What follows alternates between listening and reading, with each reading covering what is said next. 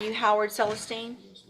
And Mr. Celestine, in cause number 24, DCCR 0919. It might be easier. Y'all can help me out. What level offense is that one? Which one?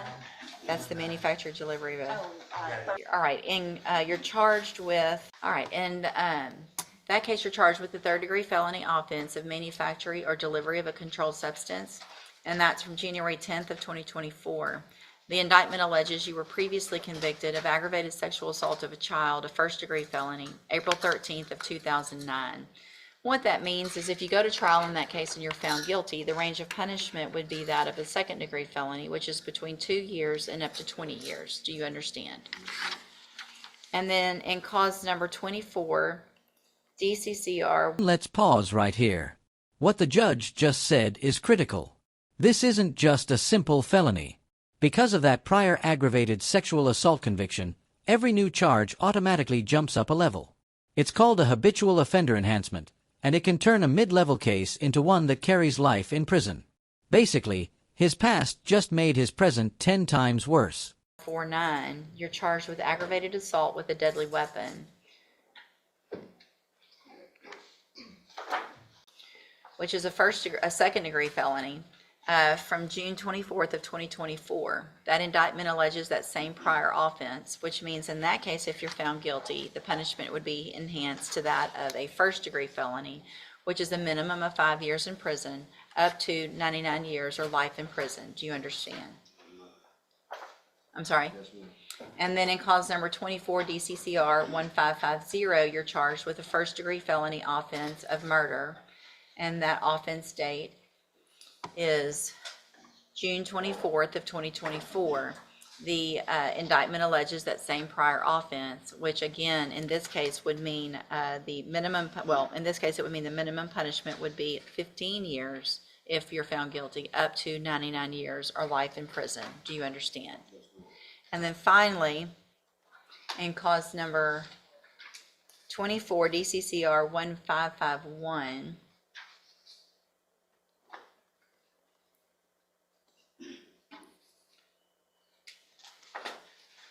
you're charged with the state jail felony offense of abandoning, endangering a child, and that's from June 24th of 2024. What it means in that case, if you're found guilty, is the minimum punishment is 6 months in state jail, up to 2 years in the state jail prison. Do you understand?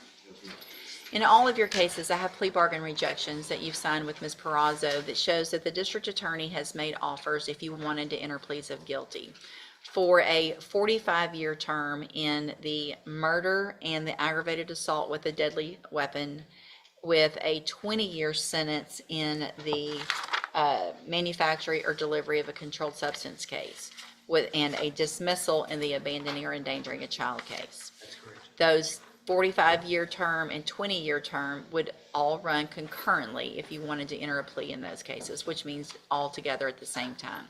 You have every right to reject those offers, have all of your cases set for trial. I just want to make sure you understand what the possible consequences are and what your options are. And do you understand all of that?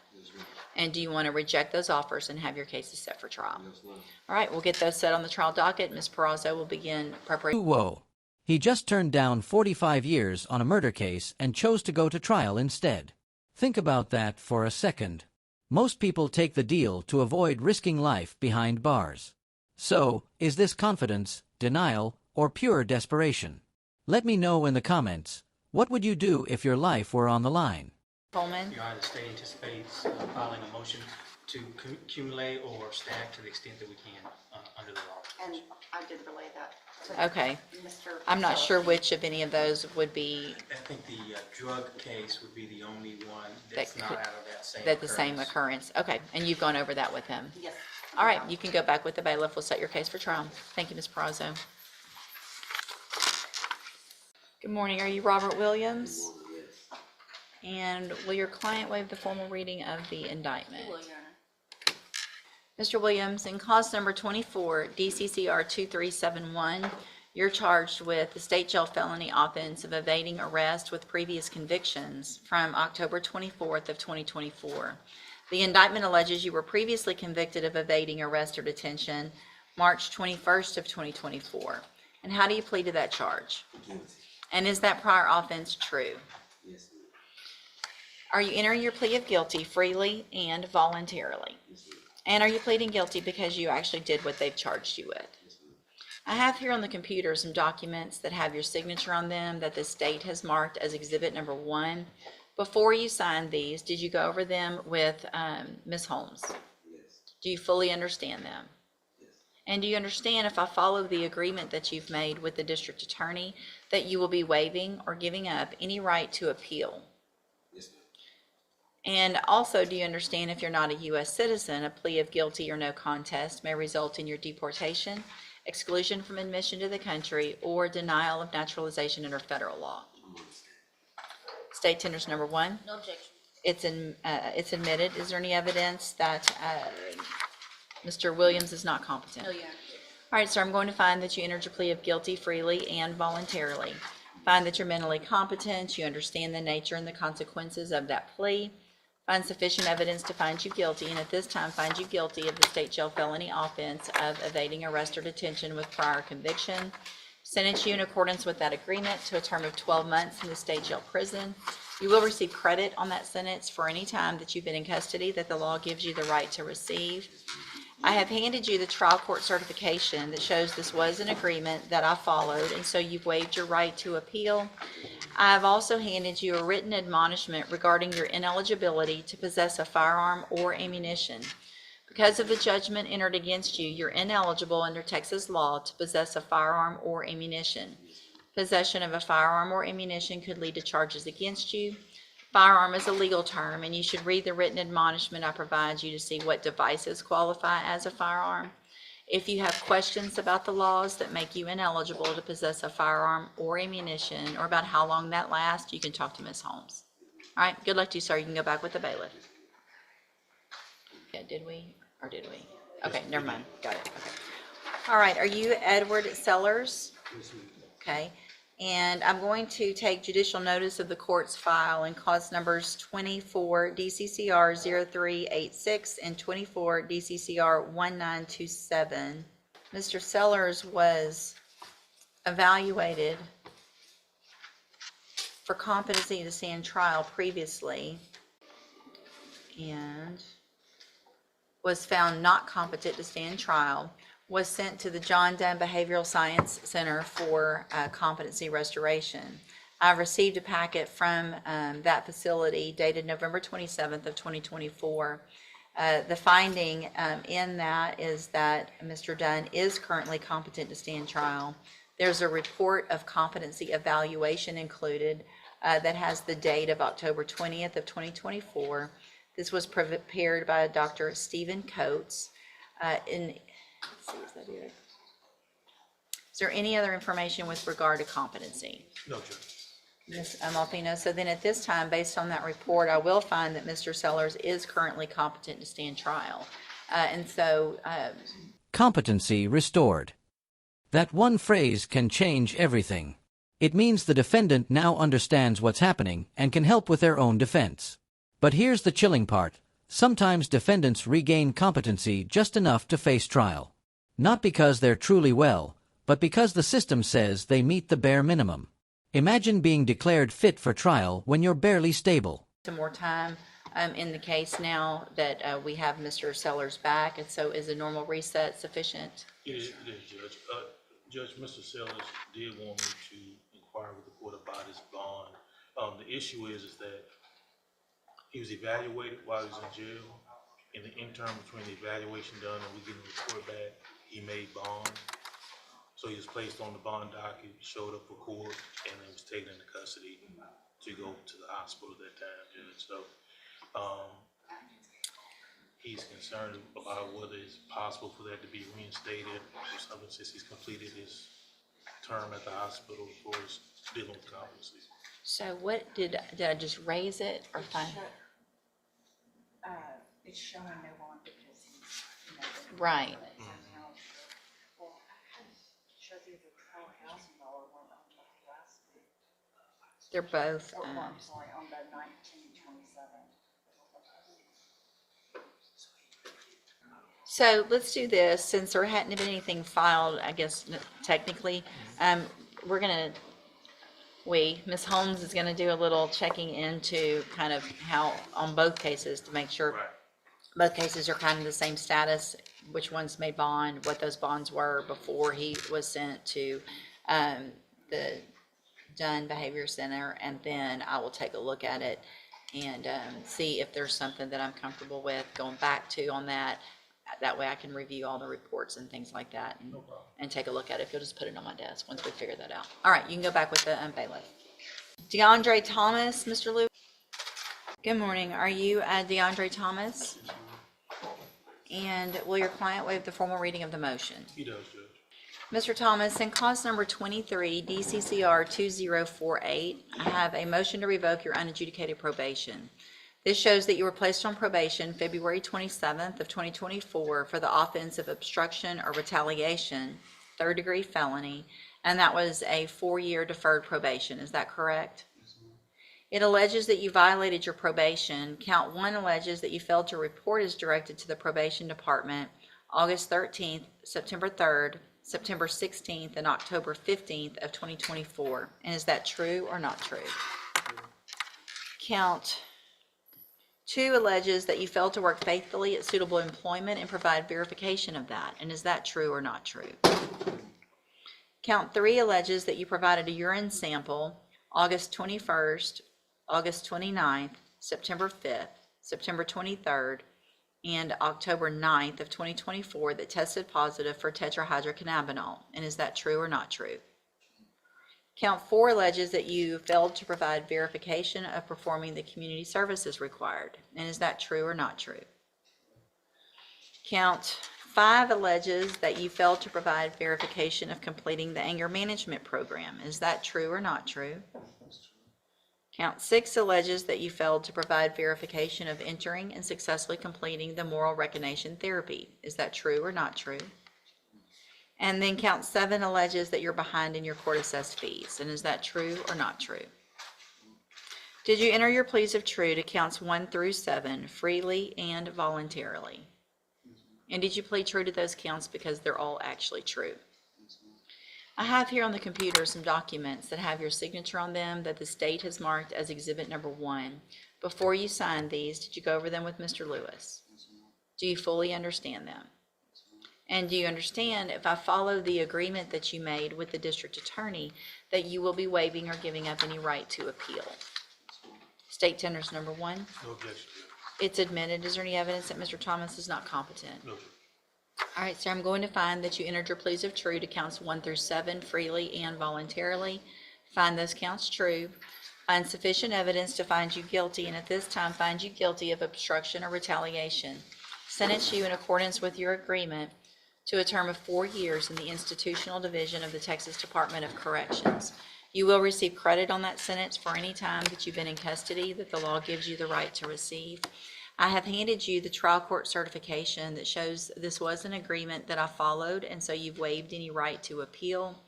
I've also handed you a written admonishment regarding your ineligibility to possess a firearm or ammunition. Because of the judgment entered against you, you're ineligible under Texas law to possess a firearm or ammunition. Possession of a firearm or ammunition could lead to charges against you. Firearm is a legal term, and you should read the written admonishment I provide you to see what devices qualify as a firearm. If you have questions about the laws that make you ineligible to possess a firearm or ammunition, or about how long that lasts, you can talk to Mr. Lewis. All right, good luck to you, sir. You can go back with the bailiff. Anthony Young, sentencing. Mr. Lewis. Good morning. Are you Anthony Young? Yes, ma'am. And Mr. Young, you were previously in court and you entered a plea of guilty to the second-degree felony offense of theft of a firearm. And I received the pre-sentence report and I reviewed that. Has everyone had an opportunity to review that report? Yeah, Judge. Yes. Are there any additions or corrections to that report? Well, just to Judge, I know maybe some issue with the defendant's version of what happened for him to accept responsibility. That was discussed with him, and he does understand, of course, what he was charged with, what he pled to, and he's definitely accountable and responsibility for what happened with that going back. Okay. Anything else, Mr. Smith, on that? I have also received and reviewed numerous jail incident reports that I've had an opportunity to go through. Have you both had an opportunity to review those? I have reviewed them and discussed them. So the agreement's for a 5-year deferred probation. How old are you? 17. I'm pretty sure if it's not the thickest packet, it's close to one of the thickest packets I have received from jail with regard to how you have been acting and misbehaving, knowing that you're about to come in front of a judge who could either accept or reject your plea agreement. Doesn't make much sense, does it, how you've been acting? So why have you been doing it? I get irritated easily. You do? Do you understand? You're 17, you're so young. We all get irritated easily. That's life. It's just part of life. People are going to irritate you. Your parents are going to irritate you. Your lawyer, me, your friends, your girlfriend if you have one, your wife if you end up with one. We all get irritated. But you don't act like this, and you don't talk to people who are just doing their job the way that you speak to these correctional officers. The disrespect that you're showing people who are just trying to go to work and make a living is so unacceptable that I'm not going to say the words because people are watching and it's so inappropriate. It's ridiculous what you've been doing. And then thinking that you can get high or a little buzz by drinking hand sanitizer. That was dumb. How'd that, I mean, you ended up in the hospital, right?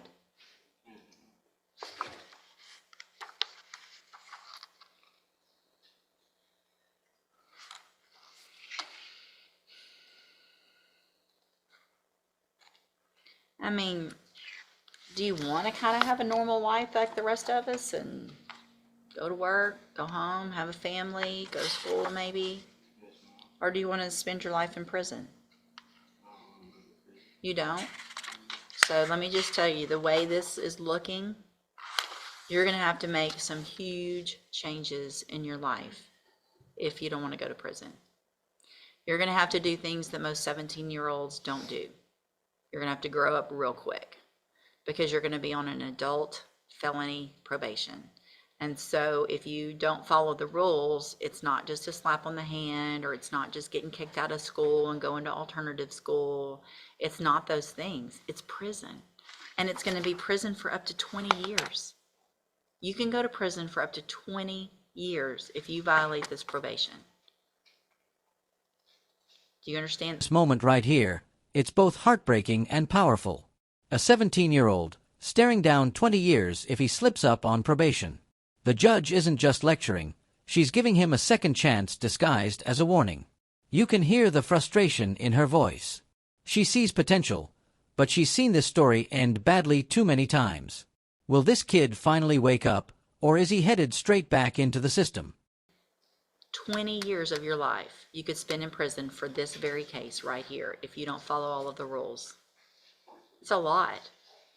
So you need to don't get out of jail and then forget this conversation, okay? I'm going to do some things, hopefully, that will give you some tools up front in your probation so that you can learn how to make better decisions. Not hang out with the same people, get away from all that. It's just going to be up to you. It's not going to necessarily be easy, but the alternative is really not easy. It's prison, right? Okay. What I'm going to do, Mr. Young, is follow the agreement that you made. I'm going to find that you entered your plea of guilty freely and voluntarily. I'm going to find sufficient evidence to find you guilty, but I'm not going to do that. That means today you're not a convicted felon. All right, we're going to talk some more about that in a minute. You're going to be on probation for 5 years. You're going to be ordered to pay a $500 fine. You're going to order to follow all of the rules, all of the conditions of probation. You don't get to pick and choose which one and go, well, I didn't get a new case, but I missed going. Or I didn't get, a lot of people think as long as they don't catch a case or they don't get in trouble again, that they're fine and they don't have to do the other stuff on probation. You got to do it all. You got to report when you're supposed to. If you test positive for drugs, any drugs, including marijuana, and I get that a lot of people don't think that marijuana is a big deal, but it's a violation of your probation. You can go to prison. It's just that simple. All the rules apply, not just some. And if you do that, then this opportunity is your day to change your life. I am going to order as a condition of this probation that you enter and successfully complete the cognitive track of the ISF program. That's a 90-day program. You'll go from in custody to that program. It's an in-custody program. It's not necessarily meant to be a punishment, but it's classes and tools so that you can make better decisions. If you go to ISF and you act like you've been acting in jail, they let me know. We bring you back. Your probation's revoked before you ever hit the streets. So you can get irritated in ISF, but you better not act like this, because you'll never even get the chance to be on probation. Do you understand what I'm saying? There's not going to be a second chance if you act like you're acting right now while you're in ISF. That's going to be your chance to prove to me that this nonsense you can grow out of just like that overnight, because it has to be overnight. I don't care who's irritating you. Do you understand? Okay. So when you get out of ISF, hopefully you're successful, you take advantage of it.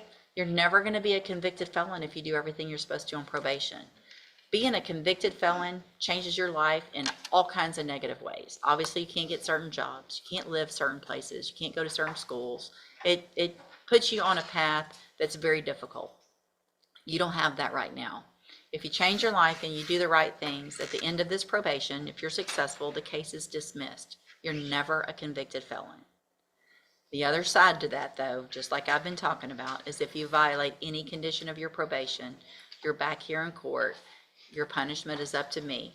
I could give you as low as 2 years. I could give you anywhere in between, up to 20 years. This is the moment that defines so many young defendants, the choice between rehabilitation and ruin.